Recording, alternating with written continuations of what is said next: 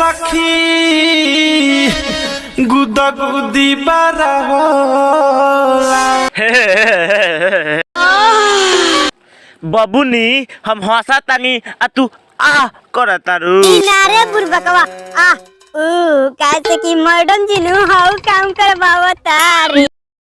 बाग जग देव चचा तू झूठ बोला तारा। झूठ नहीं की बोलत रे बुरबकवा ते देख ले। जब से करा के ले आइल बगावना सखी रे ना सता रोजे बिछावना। हेने आइए जी, आप हेने आइए। हमको आप यही बात बताइए, कोई शादी कर कर बीबी काहे लाता है? मगई चीज करने के लिए रे। राइट बात जगदेव चचा, राइट बात। मगर ये मैडम जी क्या कहता रे? सखी गुदा गुदी बारा होला फतार जब सलेंसर छुआ देला। गुदगुदी इस मैडम जी से बर्दाश्त नहीं हो रहा है, इसीलिए इनका मर्दा अंदर टेल दिया है। साइलेंट सर, आप अब लोग मुझसे ये नहीं पूछना कि तू साइलेंसर किस चीज का कह रहा है। को तू कह रहा है रे बुढ़वा? साइलेंसर तू लंड को कह रहा है। ये सखी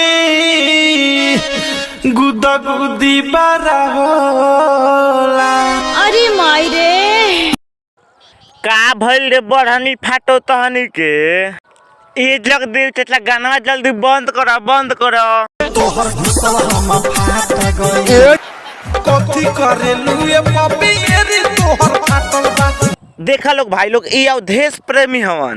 इनकरा बस ये काम बा कि दोनों इंडिकेटर पता करत रहेलन कि दिने पर दिने दोनों लटकल बा आ मारदा तोड़ाते छेनी में पेनी कैसे सटा देलस रे। आ फिर पता करलन कि दाएं और बाएं के हिलेला दोनों इंडिकेटर। आ अब पता करत रहन कि कथी करे लुए पपी एरी तोहर फाटल बा। बताओ बताओ, जाकर कहो इस मैडम जी से एरी कैसे फटा है।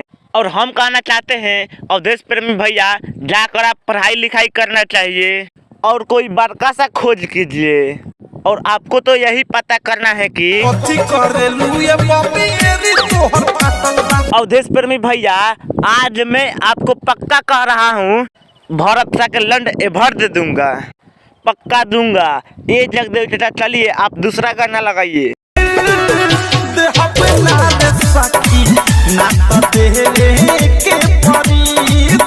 का देवे के परी मैडम जी?